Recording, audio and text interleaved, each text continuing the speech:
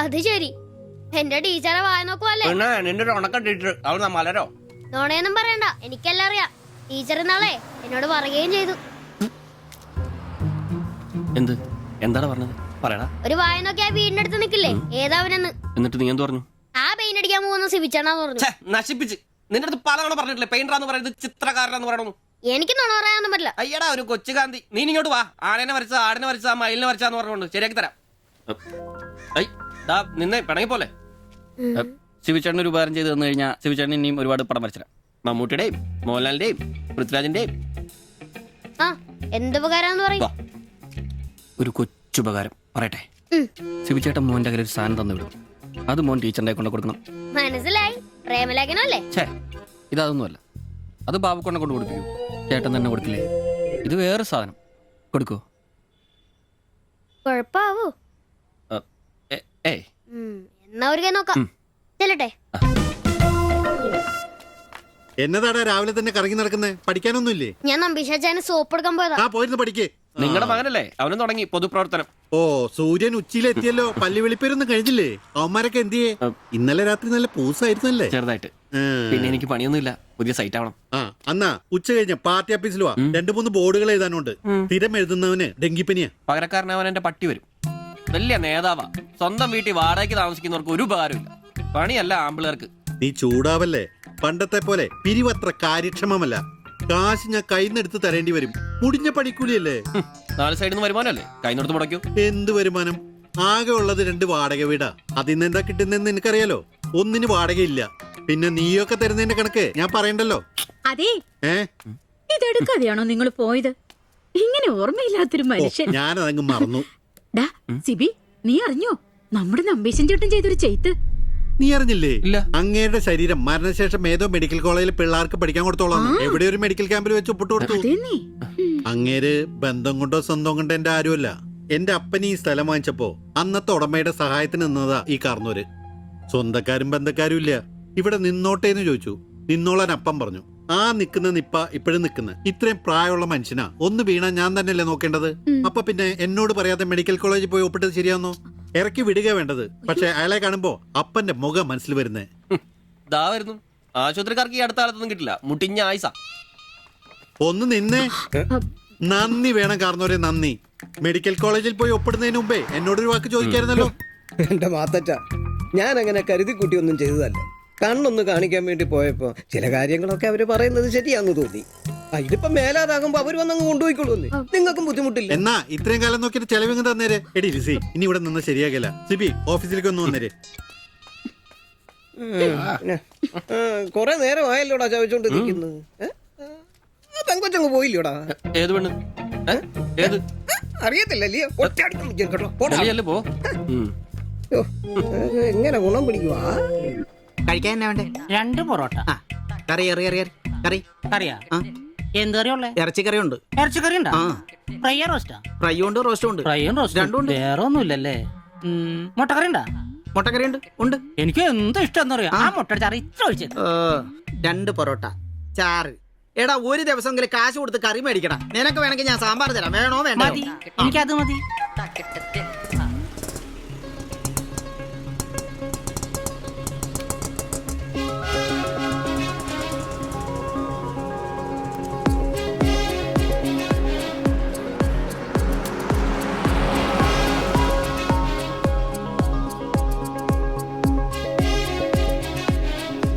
എന്തുവാ വേണ്ടേ കഴിക്കാൻ? 2 പൊറോട്ട, ഒരു മുട്ടക്കറി, ഒരു ചായ.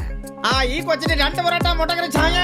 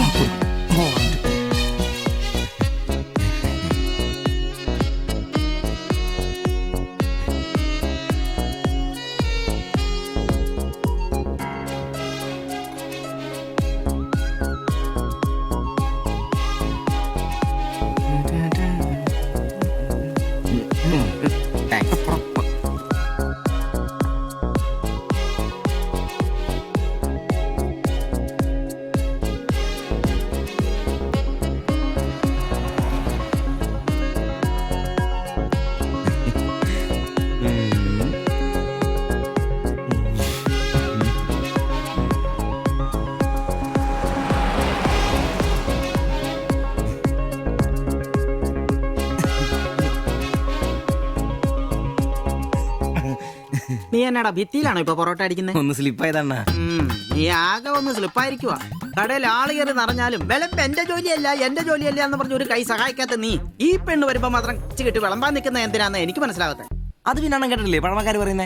എന്ത് ഉണ്ടാക്കിയാ മാത്രം പോരാ, തിന്നാനും കൊടുക്കണോ. എന്നിട്ട് പെണ്ണുങ്ങൾ വരുമ്പോ മാത്രമേ അത് ഓർമ്മ വരുത്തുള്ളൂ. എന്നാണെന്നറിയില്ല, പെൺപിള്ളേരെ കാണുമ്പോൾ ഉണ്ടാക്കിയ കാര്യം തിന്നുന്ന കാര്യം ഓർമ്മ വരുത്തുള്ളൂ. ഒരു കാര്യം ഞാൻ പറഞ്ഞേക്കാം, നിന്റെ ഇളക്കമൊക്കെ എനിക്ക് മനസ്സിലാവുന്നുണ്ട്. ഒടുവില് വിളമ്പി കൊടുക്ക അവളി കടയിൽ കയറാത്ത അവസ്ഥ വന്നാലുണ്ടല്ലോ എന്റെ സ്വഭാവം നീ അറിയുവേ. ഇവള് ഇവിടെ വരാൻ എവിടെ പോവാനാ?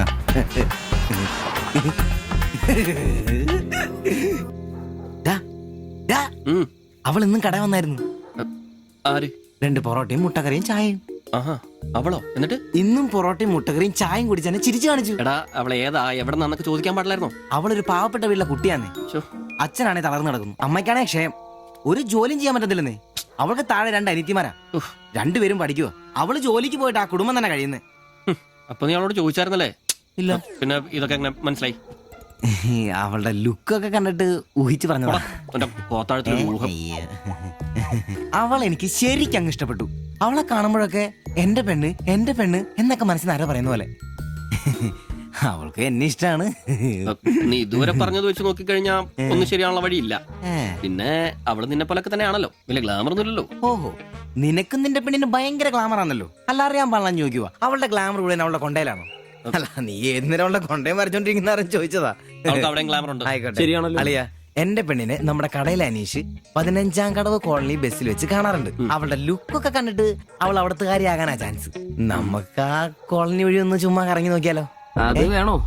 അല്ല, കോളനി നമ്മൾ ഒരാളോടും ഒരു പ്രശ്നത്തിനും പോകുന്നില്ല. ചുമ്മാ അത് വഴി പോകുന്നു, നമ്മളൊന്ന് നോക്കിയിട്ട് പോരുന്നു. ഒരാളോട് മിണ്ടേ പോലും ചെയ്യുന്നില്ല. അല്ലളിയ, പ്ലീസ് അളിയോ, ഒന്ന് പറയണം പ്ലീസ്.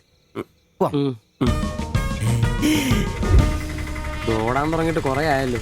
എവിടാടാ ഈ സ്ഥലം?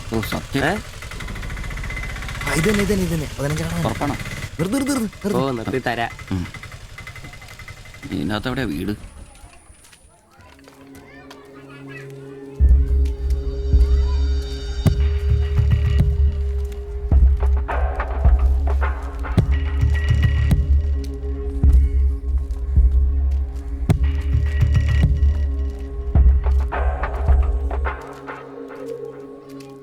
ഞാൻ അപ്പോഴേ പറഞ്ഞത് ഊരും പേരും എന്നറിയാതെ പെണ്ണിനെ അന്വേഷിക്കാൻ ഇറങ്ങരുതെന്ന്. നമുക്ക് ആരെങ്കിലോട് ചോദിച്ചാലോ? എന്ത് മാങ്ങാത്ര ചോദിക്കാൻ? നമുക്ക് ആ പേര് പോലും അറിയാൻ പാടില്ല. എന്റെ വാരിക്കൊന്നും കേൾക്കരുത്. എടാ, എന്റെ മനസ്സ് പറയുക, എനിക്ക് നമ്മളെ കാണാൻ പറ്റും. അല്ല, ഈ ഏരിയ അത്ര ശരിയല്ല കേട്ടോ. വാ, എടാ വാടാ.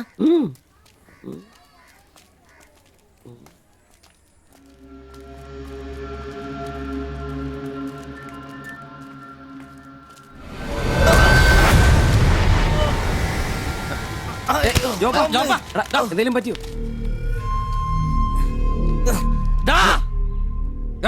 പ്രശ്നം ഉണ്ടാക്കടാ. കാല് പിടിച്ച് മാത്രം എന്നോട് ക്ഷമിക്കേട്ടാ. പൊന്നിയേട്ടാ, എന്റെ പൊന്നിയേട്ടാ, എന്റെ ഭാഗത്ത് എന്റെ തെറ്റേട്ടാ. അടങ്ങിയിരിക്കും ദിവി.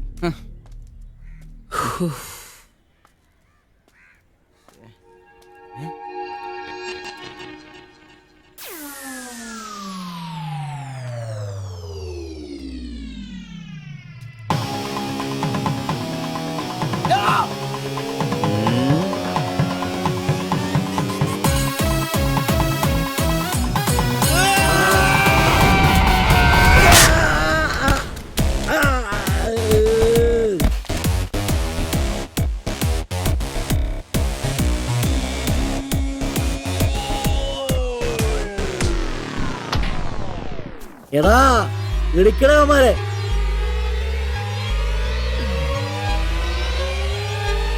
ആള് മാറി. ഓടിക്കോ, ഓടിക്കോ.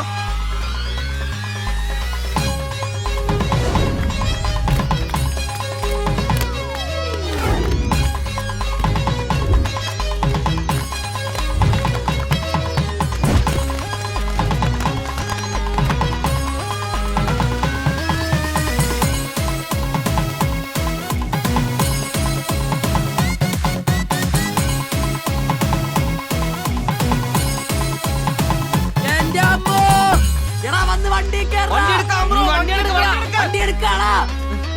പറഞ്ഞാലാണ് നിന്നോടൊക്കെ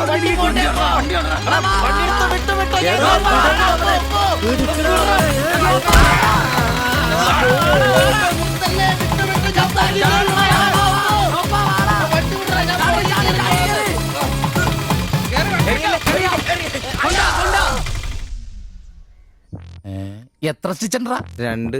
അല്ല നിങ്ങൾ എന്തിനാണ് അന്നേരം തല പുറത്തേക്കിട്ട് നോക്കാൻ പോയത്? ഓടുന്ന വണ്ടിയിലിരുന്ന് കൈയും തലയും പുറത്തിട്ടിരുന്ന് നിയമമുള്ളല്ലേ?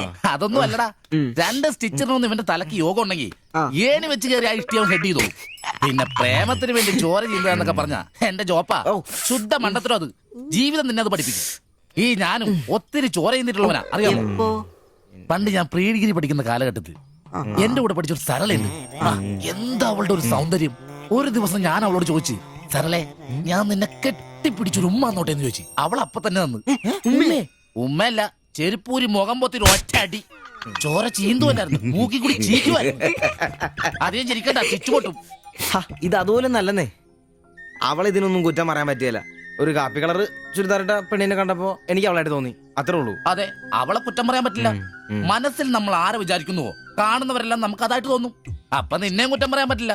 പിന്നെ ഊരും പേരും അറിയാത്ത പെണ്ണിനും തപ്പി പോയില്ലേ? നീയും ആ പൊട്ടന്മാരും കൂടി പോയതിന് തെറ്റെന്ന് പറയാനേ പറ്റില്ല. ചെറിയൊരു കുത്തിക്കൊഴുപ്പ് എന്ന് വേണേ പറയാം, അത്രേ ഉള്ളൂ. കാശിന്റെ ലോട്ടറി എടുത്തോ, സമയം ബെസ്റ്റാ. 15 കടവ് കോളനി ചെന്നൊരു പ്രശ്നം ഉണ്ടാക്കിട്ട് രക്ഷപ്പെടാന്ന് പറഞ്ഞ ഒരൊന്നൊന്നര ഭാഗ്യമാണ്. ഞാൻ പറഞ്ഞ ഇവന്മാർക്കിട്ട് ഒരെണ്ണം കിട്ടിയാലും തരക്കേടില്ലെന്നാ. ഇവന്മാരുടെ പ്രേമം ശ്രദ്ധിച്ചിട്ടുണ്ടാ? ഒരുത്തൻ 10 പാസ്സായിട്ടില്ല. അവൻ പ്രേമിക്കണതേ 10ാം ക്ലാസ്സുകാരെ ട്യൂഷൻ പഠിപ്പിക്കുന്ന ടീച്ചറാ. അതും വേറെ ജാതി. വേറൊരുത്തൻ പ്രേമിക്കണത് ഏതും പോരാത്ത ഒരു പാസ്റ്ററുടെ മകളാ. അവള് പഠിക്കണതേ ഡിഗ്രിക്ക്. അവൻ ഡിഗ്രി എഴുതണമെങ്കിൽ 2 പേരോടെങ്കിലും ചോദിക്കണം. പിന്നെ ഇവന്റെ കാര്യം കണ്ടില്ലേ? ഒരു പെണ്ണിനെ പ്രേമിക്കുന്നത് ഊര് പേര് അഡ്രസ് ഒന്നും അറിയില്ല. ആകെ കൂടി പരിചയം ഇവനുണ്ടാക്കുന്ന വൃത്തികെട്ട പൊറോട്ട തിന്നാൻ വല്ലപ്പോഴും ആ കടയിലൊന്നും വരും. ഇതൊന്നും ശരിയാവത്തില്ല. ഇപ്പൊ ഇവന് കിട്ടി, ഇനി അവന്മാർക്കിട്ടും കിട്ടും, ഉറപ്പാ. അല്ല, ഇതാര് ഗീതാന്റിയാ? കഴിഞ്ഞ പ്രാവശ്യം ചേട്ടന്റെ പാന്റിന്റെ മൂട് കയറിയപ്പോ വന്നിട്ട് പോയതാ. പിന്നെ ഇതുവരെ ഇങ്ങോട്ടൊന്നും വന്നില്ല. ഇപ്പൊ തയ്പ്പീരൊക്കെ കുറവാ, എല്ലാവർക്കും റെഡിമെയ്ഡ് മതിയെന്നേ. അതാ. എന്ത് റെഡിമെയ്ഡ്? അവനവന്റെ അളവിനും പാകത്തിനും തയ്ച്ചിരുന്ന സുഖം കിട്ടുവാ ഈ റെഡിമെയ്ഡിന്? അതില്ല, ചുമ്മാ ജാടാ. ഓ പിന്നെ സാരി തന്നെ ഉടുത്ത് ഞാനങ്ങ് മടുത്തു. ഇനി ചുരിദാറിലേക്ക് മാറിയാലോ എന്ന് ആലോചിക്കുക. ചതിക്കരുത്. സാരി മതി. നല്ല സെറ്റ് സാരിയൊക്കെ കൊടുത്ത് ഞാൻ തയ്ക്കുന്ന ഫ്രണ്ടൊക്കെ ഇറക്കി വെട്ടിയ ബ്ലൗസ് ഒക്കെ ഇട്ട് ബാക്കൊക്കെ നല്ല ഇറക്കി വെട്ടിയ ബ്ലൗസ് ഒക്കെ ഇട്ട് ആന്റി അങ്ങ് നിന്നാ എന്റെ പൊന്നോ നല്ല ലക്ഷണത്തെ പിടിയാനും നിക്കണ പോലല്ലേ. ഓ, ചേട്ടന് ഞാൻ ചുരിദാർ ഇടുന്നതാ ഇഷ്ടം. ചിലരങ്ങനെ തിന്നുമില്ല, മറ്റുള്ളവരെ കൊണ്ട് തീറ്റിക്കയില്ല. പിന്നെ ഷിബുവേ, ഞാൻ പുതിയൊരു അടിപ്പാവാട വാങ്ങി. അതിന് ഇച്ചിരി ഇറക്ക കൂടുതലാ. 2 ഇഞ്ച് ഒന്ന് മടക്കി അടിച്ചേക്കാം. പിന്നെന്താ ആന്റി നാളെ പോര്. എന്നാ പോട്ടെ. പിന്നെ പുതിയ സാരി എടുക്കുമ്പോഴത്തേക്ക് ബ്ലൗസ് ഈ സ്പെഷ്യലിസ്റ്റിന് തന്നെ തന്നെ. കാരണം ഞാൻ കുറച്ച് പുതിയ മോഡൽസ് ഒക്കെ റെഡിയാക്കിയിട്ടുണ്ട്. നമുക്ക് പുതിയ ആൾ എടുത്ത് തയ്ക്കാമേ. പിന്നെന്താ, വരട്ടെ. അടിച്ചു കൊറ. ആ തള്ള പഠിച്ച കള്ളിയാ. ഇനി അവരോട് വന്നെങ്കിലേ അവരുടെ ഭർത്താവിന്റെ പാന്റിന്റെ മൂട് കീറണം, അല്ലെങ്കിൽ അവര് പുതിയ അടിപ്പാവാട മേടിക്കണം. നോക്കിക്കാ തയ്ക്കടാ. എനിക്ക് നോക്കാം.